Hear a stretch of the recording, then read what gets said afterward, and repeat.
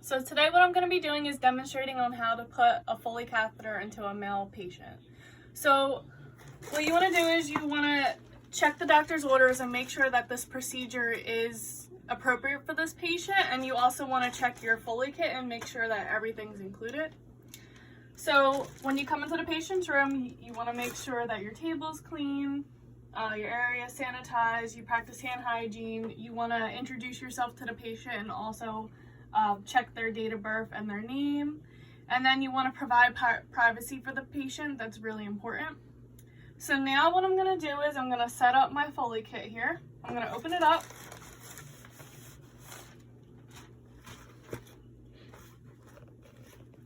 And opening it up only by touching the outer parts here. Then before I put on my gloves, what I'm going to do is I'm going to take this fenestrated drape and I'm going to put it over the patient's penis. And this ensures protection for the patient, and also it expands your sterile field. And then I'm going to take this other drape and I'm going to put it on top of the patient's thighs and under the penis, as so. Then I'm going to take my sterile gloves and I'm going to put them on.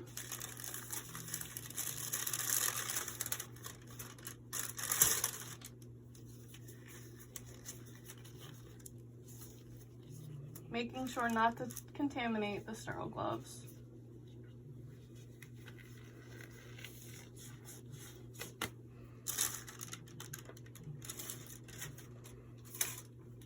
So now I'm going to set up my station here.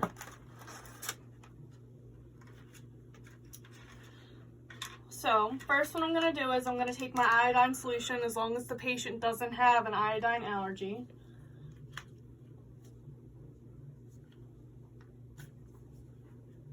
And I'm going to put it over the cotton balls.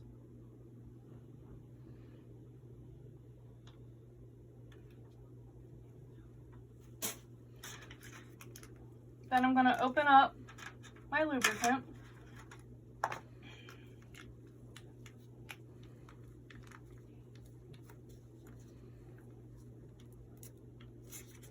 And put it here in the tray, so that way I can lubricate the catheter.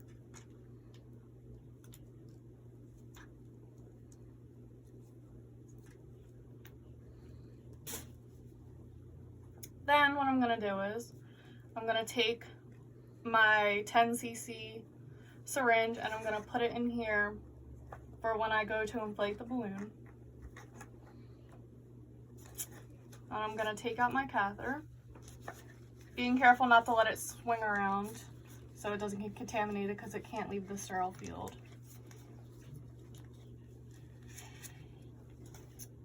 And I'm going to lubricate the tip of the catheter 1 to 2 inches so it is easier to insert into the patient and they don't have discomfort. Okay. So I'm going to leave that in there.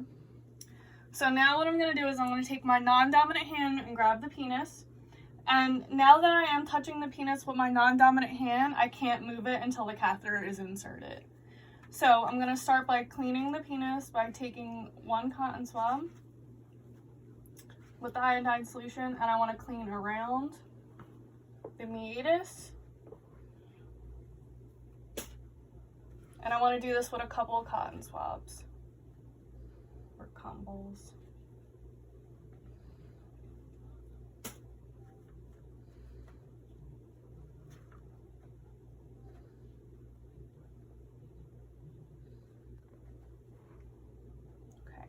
You can use all of your cotton balls. I'm just going to use 3 because I feel like it's appropriate and it's clean.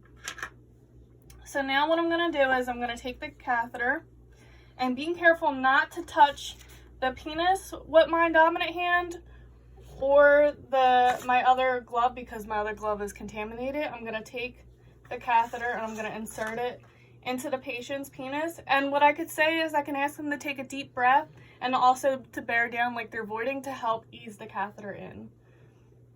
So now I'm just going to insert it.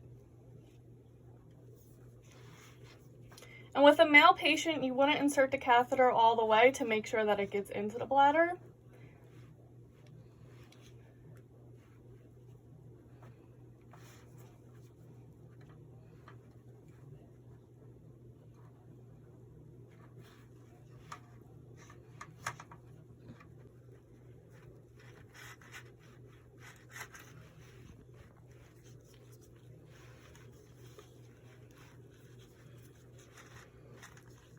So once your catheter is inserted, you want to fill up your syringe to inflate the balloon. And this ensures that the catheter stays in the bladder and doesn't fall out. And the reason that I inserted the catheter all the way in was to make sure that it was in the bladder and not in the urethra, because you don't want to insert the balloon if it's in the urethra. And after you fill the water up, the balloon, you want to pull back to ensure resistance, and it is in the bladder. So now that the catheter is in the bladder, I'm able to take off my non-dominant hand and use it to attach the bag to the patient's leg.